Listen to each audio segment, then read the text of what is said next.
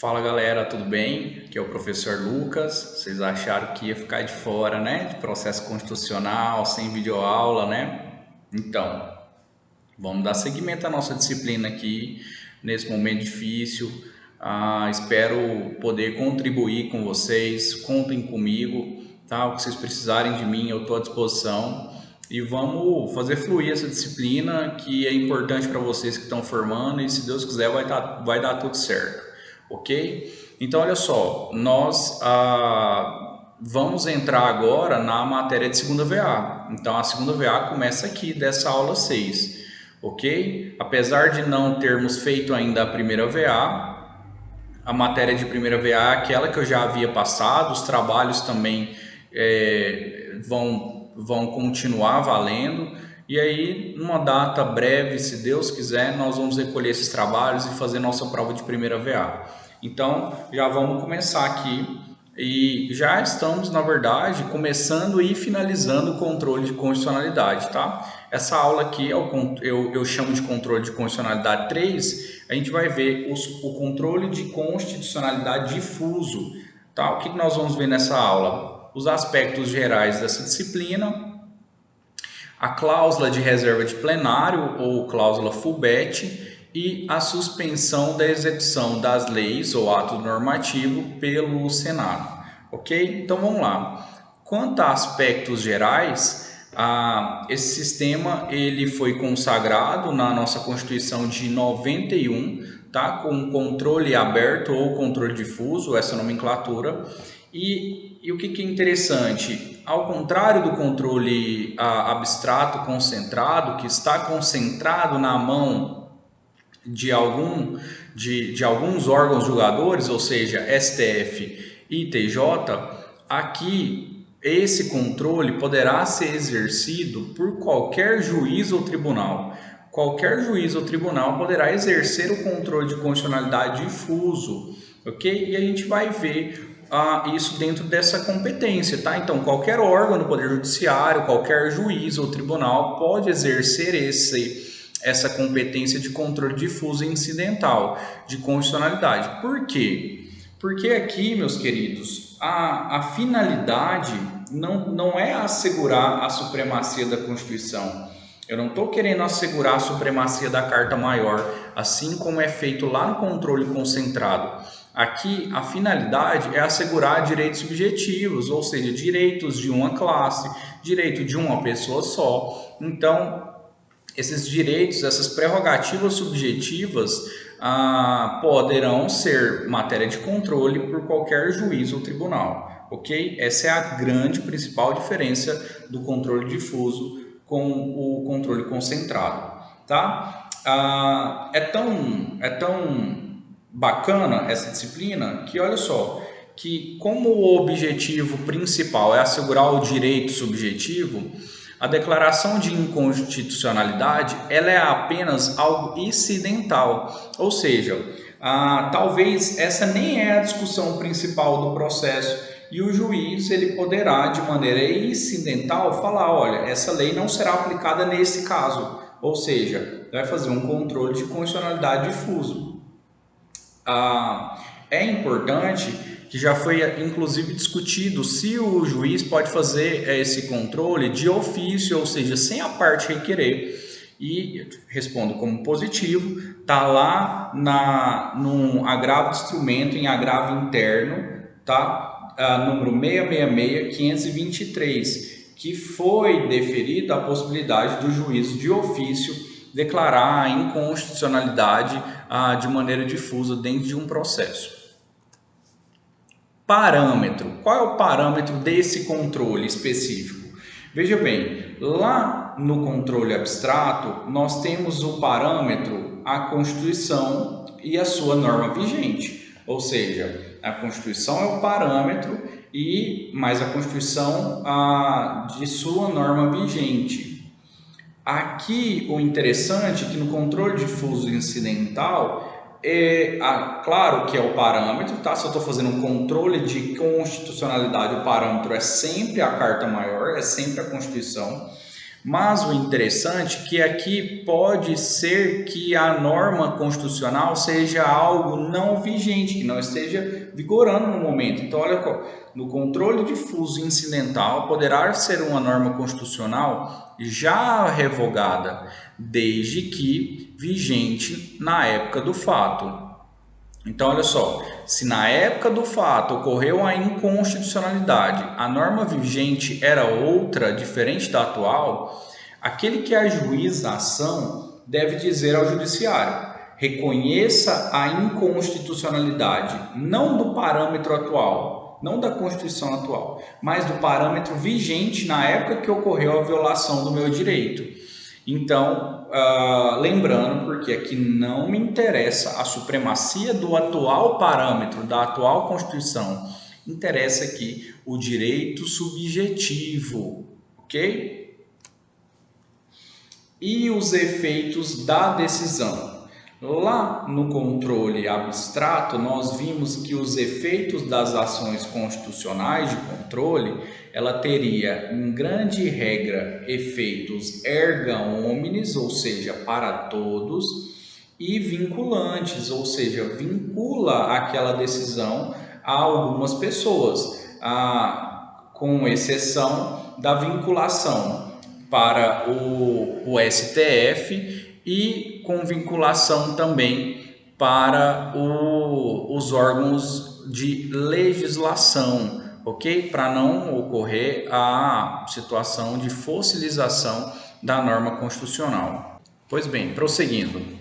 Então, aqui os efeitos não são erga omnes. Como eu estou falando de assegurar direito subjetivo e não supremacia da Constituição, logicamente os efeitos aqui serão interpartes, entre as partes do processo.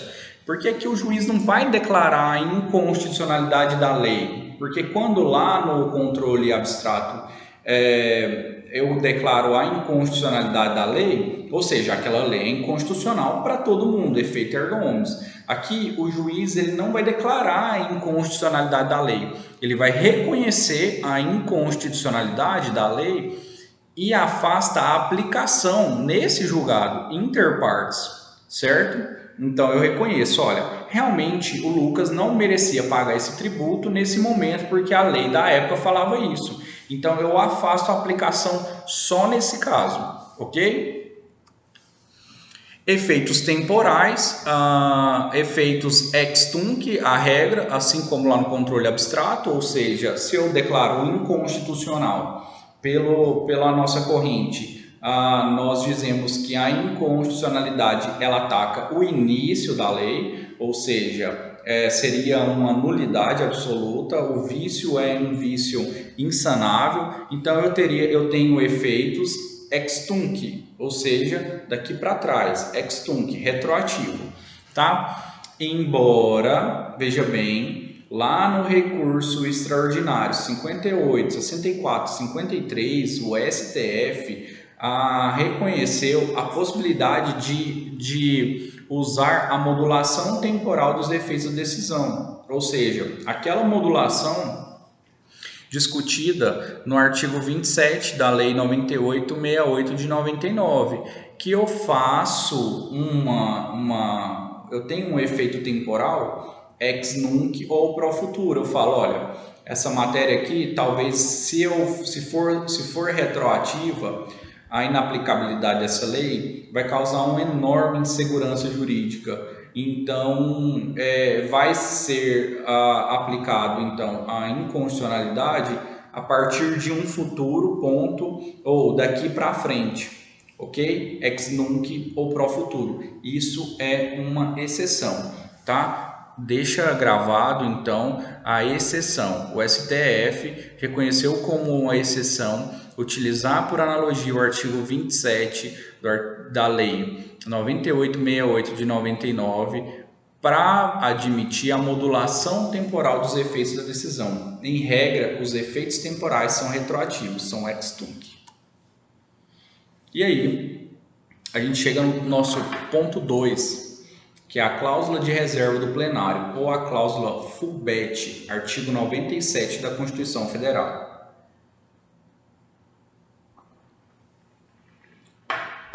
que esse artigo fala? Ele fala o seguinte: somente pelo voto da maioria absoluta de seus membros ou dos membros do respectivo órgão especial poderão os tribunais declarar a inconstitucionalidade de lei ou ato normativo do poder público. Veja bem, senhores, lá no controle concentrado, está concentrado na mão de já tribunais, ok? TJ na esfera estadual, STF na esfera federal, ok? Atos normativos ou leis federais, ou atos normativos e leis estaduais, ok? Estadual para o TJ, STF federal, certo? Lá, o controle já é feito em tribunal. Então, lá o controle é feito em tribunal e precisa também seguir a cláusula de reserva de plenário, ou seja, é um plenário que vai decidir se um ato normativo ou uma lei é inconstitucional, por maioria absoluta. Certo? Aqui, como nós vimos que qualquer juiz ou qualquer tribunal poderá fazer esse controle, a gente tem que se ligar no artigo 97, que é essa cláusula de reserva de plenário, ou a cláusula Fulbert. Se, porventura, a matéria que estiver sendo discutida, o controle de constitucionalidade difuso, se essa matéria sobe para um tribunal, veja bem, um juiz singular de primeira instância, ele pode declarar uma inaplicabilidade daquela lei e fazer esse controle difuso. Mas se porventura essa disciplina sobe para o tribunal, esse tribunal ele terá que seguir essa cláusula de reserva ou a cláusula de reserva de plenário Fulbert, que é isso aqui: somente pelo voto da maioria absoluta de seus membros ou dos membros do respectivo órgão especial poderão os tribunais declarar a inconstitucionalidade de lei ou ato normativo do poder público. Juiz singular precisa cumprir a cláusula de reserva? Não precisa, porque o juiz singular não é um tribunal, ele é o juiz de primeira instância. A turma recursal teria que seguir a cláusula de reserva? Não precisa, porque a turma recursal não é tribunal. Turma recursal nem é composto por desembargadores, são compostas por juízes de primeiro grau. Turma recursal é que vai fazer o julgamento de recursos inominados lá dos juizados especiais. Então não precisaria seguir a cláusula Fulbert. Agora, se chegar no tribunal, tem que seguir para um órgão colegiado, tem que seguir para um voto de maioria absoluta. Por isso que câmaras não poderão julgar nesse sentido. Foi para o tribunal, leva para o órgão especial, tá? Órgão especial do tribunal. Então vamos ver alguns aspectos importantes. Então, primeiro, somente pelo voto da maioria absoluta. No âmbito dos tribunais, ou seja, apelei, foi para o tribunal, no âmbito dos tribunais, a inconstitucionalidade de lei ou ato normativo só pode ser declarada pelo voto de maioria absoluta, ou seja, a metade mais um da maioria dos membros existentes naquele tribunal. Não é a maioria dos presentes, que seria uma maioria simples. Ok? Segundo, maioria absoluta de quem, professor? Membros do tribunal. Por isso o nome reserva de plenário. A decisão não pode ser proferida por órgão fracionado, por turmas ou câmara. Ela só pode ser dada pelos membros do tribunal, ou seja, pelo plenário do tribunal ou pleno do tribunal. Por isso que o nome é a cláusula de reserva de plenário. Ou então, o tribunal que há 25 membros instituídos, assim como o nosso TJGO, ele pode criar um órgão especial que exerce algumas funções delegadas pelo Pleno. Está lá no artigo 93, inciso 11 da Constituição Federal. E uma das funções desse órgão especial normalmente, desse Pleno do Tribunal de Justiça, é declarar ou não a inconstitucionalidade, fazer esse controle difuso, certo?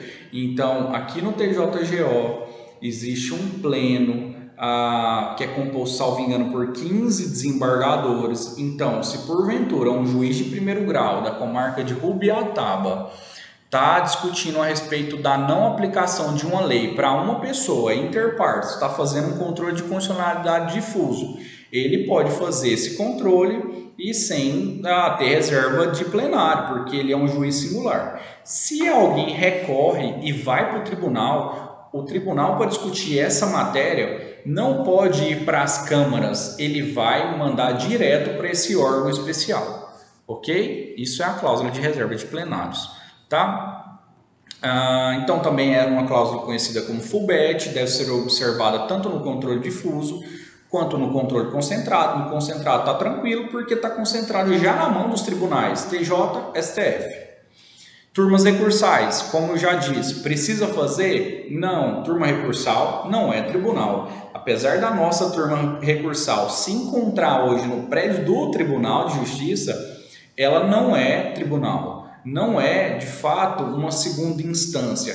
É a segunda instância dos juizados, mas lá não é um tribunal, ok? Assim como a Câmara também. A Câmara, apesar de ser lá no tribunal, ela não pode ser passível de fazer o controle de constitucionalidade. Precisa ter mais pessoas do que os 3 desembargadores existentes em cada Câmara, em cada julgamento lá da Câmara. Beleza. Então, juiz singular, juiz de primeiro grau não precisa de reserva, turmas também não. Olha que importante isso aqui. Isso aqui não vai aplicar, não será aplicado ao STF no julgamento de recurso extraordinário. O recurso extraordinário é julgado por uma turma específica do STF. Não seria considerado o tribunal maior do STF, o pleno do STF, mas, conforme já decidido nesse recurso especial aqui, rolou um embargo de declaração para aclarar esse recurso especial, esse recurso extraordinário de número 36.18.29, foi o entendimento majoritário é que o STF, nos julgamentos de recurso extraordinário, não precisam cumprir a cláusula de reserva de plenário. Isso com certeza vai estar na nossa prova, porque é exceção. O que mais? Atenção! A cláusula de reserva de plenário só será exigida para a declaração de inconstitucionalidade. Olha, se as leis já se presume que elas são constitucionais, se porventura eu estiver fazendo um controle difuso, mas eu não declaro inconstitucional, eu estou querendo declarar que essa lei, que essa norma é constitucional, nesse caso também eu não preciso exigir a reserva de plenário, tá? Qualquer um pode reconhecer, então a turma pode reconhecer, a Câmara pode reconhecer sem reserva de plenário, ok?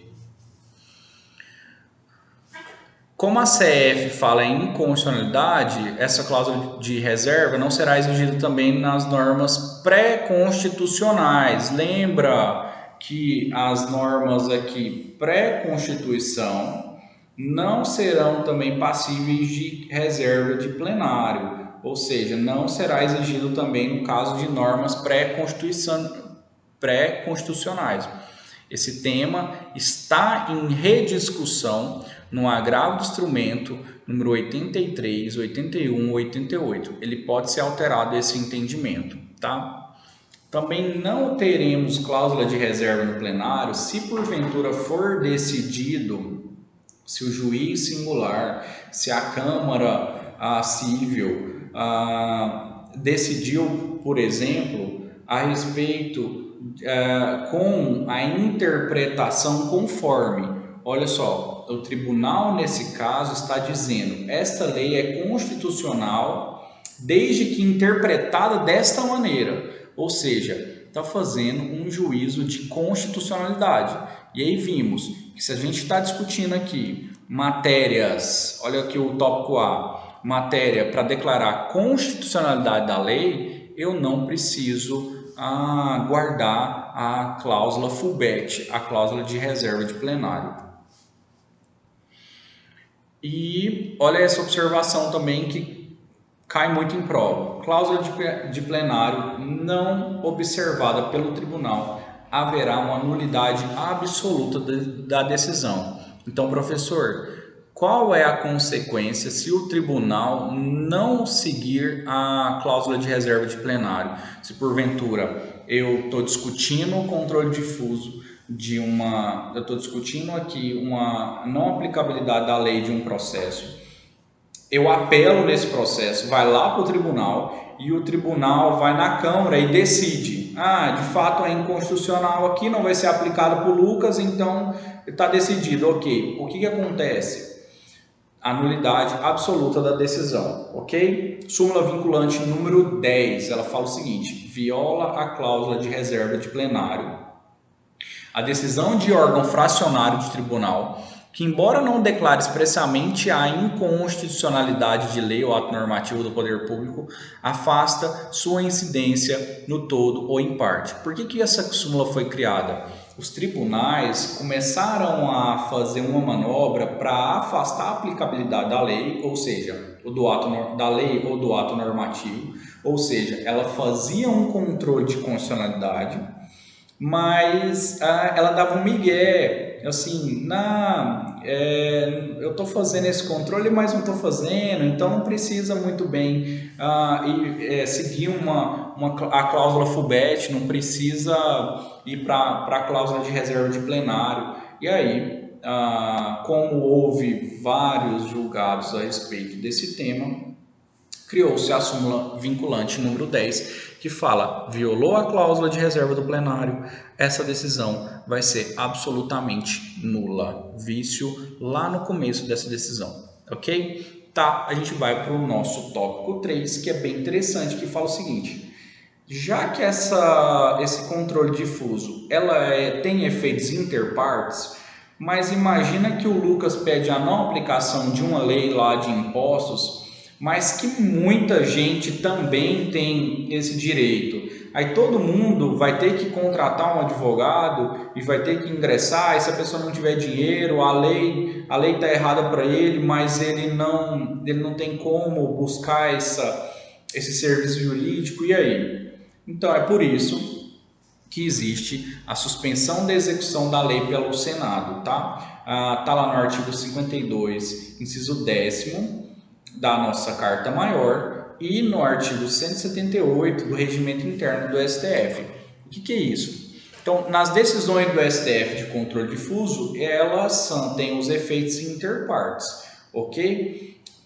Então, é necessário que haja um ato para suspender a aplicação daquela lei, ou seja, para todos e para evitar injustiças. Então, porventura, se essa lei se esse controle valeria para várias pessoas, o Senado ele pode pegar e falar, olha, como o STF decidiu isso aqui para o Lucas ou para aquela categoria, mas outras categorias ou outras pessoas se adequam também, nós vamos suspender essa execução dessa lei. Então essa lei não vai ser executada. Então seria uma espécie de controle erga omnes, de efeitos erga omnes, de maneira controlada, tá? Essa expressão não existe. Efeito erga omnes de maneira controlada. Isso é só uma analogia para que vocês entendam, ok? Então foi trazida essa inovação na Constituição de 34, tá? E é bem importante. Então, como ocorre na cláusula de reserva de plenário, a suspensão da execução da lei pelo Senado só pode ocorrer quando há declaração de inconstitucionalidade pelo Supremo. Tá, outro ponto. Não poderá ocorrer quando a norma é anterior à Constituição. Aqui a gente está falando de não recepção, ok? Aqui nesse caso não cabe a suspensão de execução da norma. Só normas pós-Constituição Federal de 88, tá? Está discutindo isso no recurso extraordinário de número 38, 72 e 71. Ok? Se vocês quiserem, eu acho importante vocês darem uma olhada em todos os recursos e todas as decisões que eu estou citando aqui que servem de ilustração, tá? A suspensão do Senado é obrigatório, professor? Não. A suspensão pelo Senado é um ato discricionário, não é obrigatório o Senado suspender, tá? Então, olha só, uma questão muito importante. Embora o Senado seja um órgão legislativo federal, ele poderá suspender leis federais, leis estaduais e leis municipais, desde que haja uma declaração definitiva dada pelo STF, tá? Nesse controle difuso. STF falou que uma lei municipal ela é inconstitucional, ela não pode ser aplicada para aquela pessoa, o Senado pode suspender. Que uma lei estadual, o Senado pode suspender. Que uma lei federal, o Senado pode suspender. Está lá também no 178 do Regimento Interno do STF. Ok? Pergunta. Senado suspendendo uma lei de cunho estadual e municipal, ele não estaria violando o princípio federativo? Ele não estaria ultrapassando os limites da sua esfera? A resposta é não, porque o Senado ele atua em caráter nacional, ou seja, na defesa de interesses de todos os estados brasileiros e não apenas da União.